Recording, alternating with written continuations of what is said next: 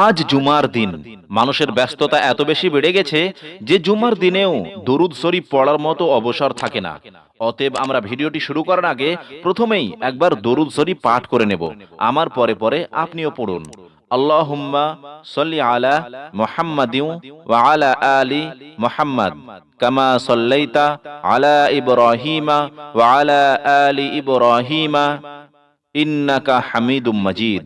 আল্লাহুম্মা বারিক আলা মুহাম্মাদিন ওয়া আলা আলি মুহাম্মাদ কামা বারাকতা আলা ইব্রাহিমা ওয়া আলা আলি ইব্রাহিমা ইন্নাকা হামিদুম মাজিদ। রাসূল সাল্লাল্লাহু আলাইহি ওয়াসাল্লাম ইরশাদ করেন,